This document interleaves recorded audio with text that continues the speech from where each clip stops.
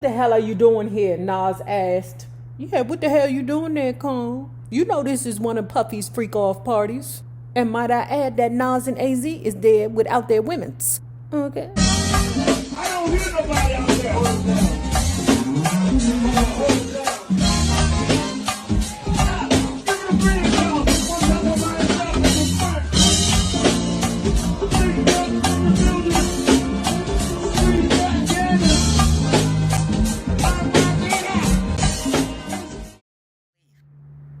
And the one thing that a lot of people initially was saying that they hadn't heard of was about Diddy and any males. Well, Roger Vaughn said on an interview with Vlad that he had saw male escorts with Diddy. What you think about that? I believe that. I believe that people were bringing people to Diddy, to his liking. But see, here's the cold thing. Diddy ain't the first nor the last motherfucker that been getting down like this in this business. He ain't the first one. He ain't the first to get caught. He ain't the last. My stomach twisted in knots. Nas had been cruising around the projects with his friends as usual. He was pulled over by the cops who found an unlicensed handgun in the car.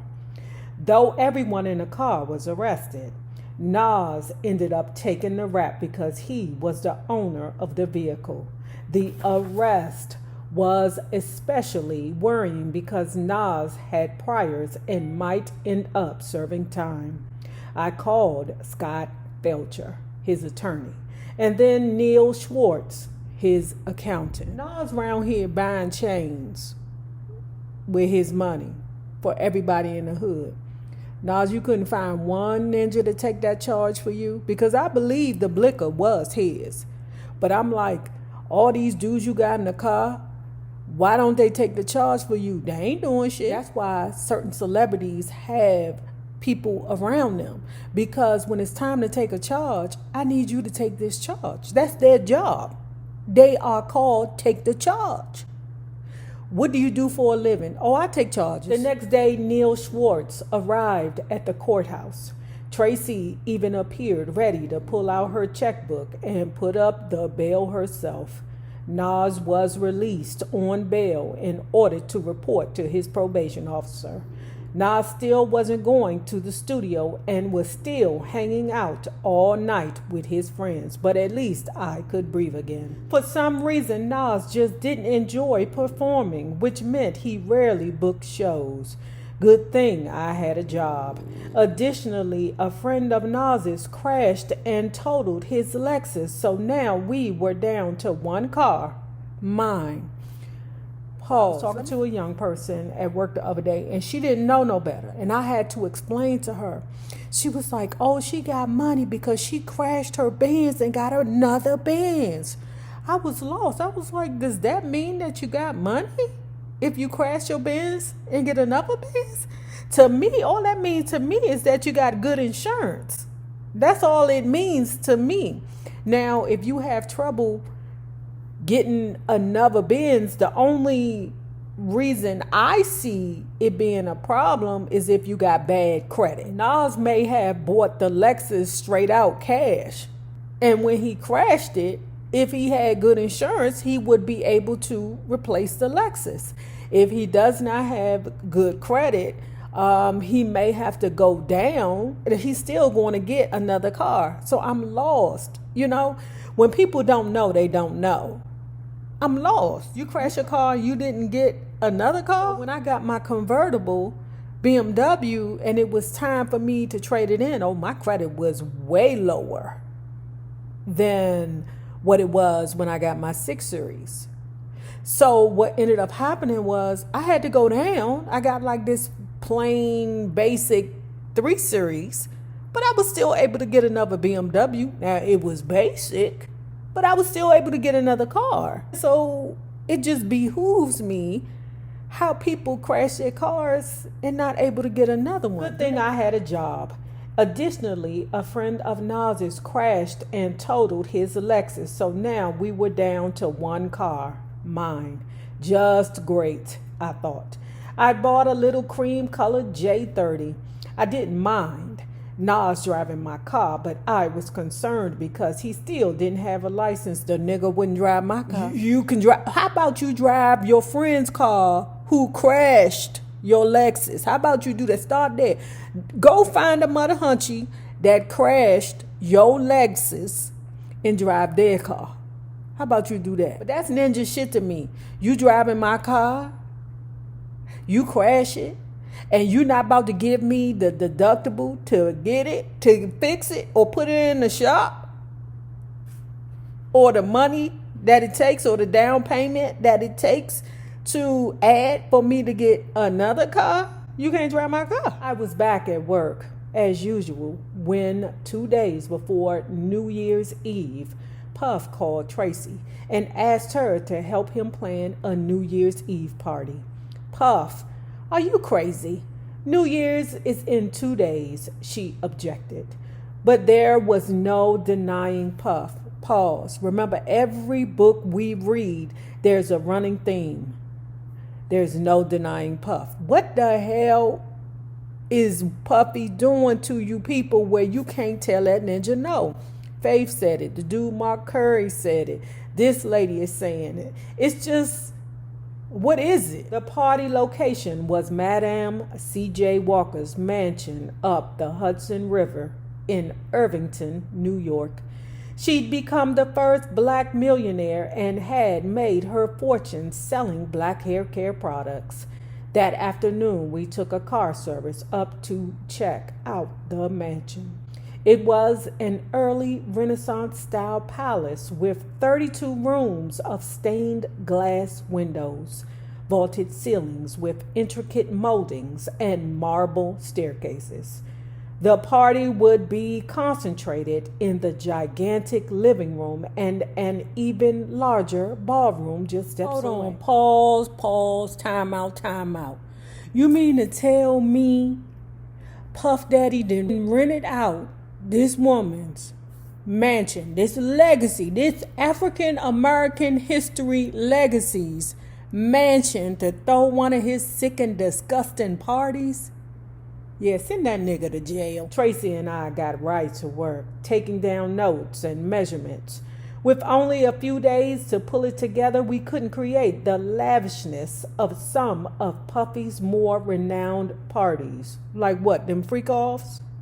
Okay, I'll move forward. But we did manage a nice theme, a white and gold platinum motif for the streamers and balloons, matching invites, and swan ice sculptures for the balloon centerpiece for the romantic effect. We also furnished the place entirely, bringing in every couch and chair, every wine glass and napkin. Hold on, pause. Carmen girl, are you up to the bullshit? Are you not telling us that this party is one of them freak-off parties? Because they ain't really, I don't know. Girl. A typical Puffy party ensued. Everybody was there. Drug dealers, record executives, groupies, rappers, R&B singers, and a few actors. And they all wore their best, even if it was borrowed or stolen. I intended to bring in the new year with a bang. The attentive butlers aided and abetted my aim. There was always one nearby with another glass of champagne. Before I knew it, I was pretty tipsy and decided to hit the dance floor. I was getting my step on when I noticed Puff trying to get my attention, smiling and staring suggestively at me. While a little flirting couldn't hurt, I winked at him, then decided to take a breather from the socializing and headed to the ladies' room. Just as I passed the front entrance, in walked Nas and AZ. Fuck! What the hell are you doing here? Nas asked. Yeah, what the hell you doing there, Con? You know this is one of Puffy's freak-off parties. And might I add that Nas and AZ is there without their women's. Okay. The same thing you doing here, bringing in the New Year's, I slurred. Look at you, Carm, he said. You should be home with Des. You all drunk and shiz. I rolled my eyes and stumbled off to the lounge over to one of the sofas. Puff's right-hand man, Jay Black, came over and crashed down beside me. While we talked, Puff took a seat nearby. He motioned for me to come over. I wasn't the type of woman who healed for a man, but Puff's smile convinced me to take a few steps in his direction. So what are you doing after the party, he asked. Oh, Lord. What are you doing after the party means come to the hotel. I'm waiting for you. So what are you doing after the party, he asked. I got a spot in the city. Let's hang out for a little while. I was definitely curious. Puff was especially sexy in the fluorescent light, but I didn't need any more drama. Nas was enough. I declined politely and went back to the dance floor for the duration of the party. As I was leaving, I felt someone tap me on my shoulder. It was Puff. Can I talk to you before you leave? He asked. He took my hand and led me into the center of a dark, empty ballroom where we stopped in the room's only shaft of light.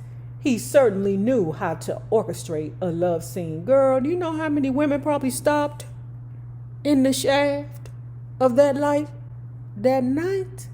It is Puffy, girl. I was too enraptured to pull away, eager to see how the scene would play out.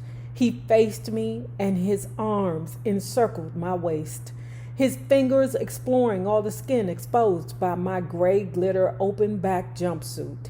His first kiss was gentle, a light tap of a kiss. He waited a few seconds to kiss me again, long enough for me to grow eager. With the next kiss, his tongue made its way into my mouth. I lost myself for a minute, then snapped out of it, feeling embarrassed, exposed, expecting a director to yell. Cut. What the hell was I doing? I ran and got the hell out of there, but my guilt about the kiss trailed me for days. It was still gnawing at me when I returned to the office after the new year. On my first day back at work, the phone rang early in the morning. Good morning, Tracy Waple's office. Hey, Puff, Tracy's not in yet. I'll have her call you as soon as she gets in. I spoke quickly, hoping he would just leave a message and hang up. I called to speak to you. What did you tell Tracy? He asked, then went on without waiting for an answer. What happened at the party should have stayed between me and you. Nothing happened. What are you talking about? The truth was, I'd felt guilty and told Tracy about the kiss. She and Puff shared a past history. They had once been more than just friends, and I didn't want to get in the middle of it. So I played it cool and denied spilling the beans. When she called me on it, I told her that I might have given you the impression that I was feeling you. I mean, after all, we were both drunk and having a good time. I also told her that you were a nice girl and not to fire you, so fuck it. Don't worry about it. Fire me? Wait, what? I couldn't believe his condescension. First of all, this job is not all that serious to me. Second, I enjoy working with Tracy. That's my girl, but I can do without the drama. That's why I don't know why you told her all of that. All of what? I was confused and decided to end the conversation. Well, what's done is done. I'll let her know that you called. Later that night, I was awake, reading, wondering when and if Nas would come home. Around 1 a.m., the telephone rang. I answered to a strange voice. Nas is at a hotel right now under the name Erg Smith, and he's with a chick. Who is this? I demanded. Was this a prank? I was hurt and humiliated. I was home with our child, still feeling guilty about a harmless little kiss with Puffy. Oh, that shit ain't harmless. Meanwhile, this ninja was out with the next chick. It was one thing when I felt sure he was cheating in the abstract, but this was all too real. The fake name, the sneaking off to a hotel room. Who is this? I asked again. The caller hung up.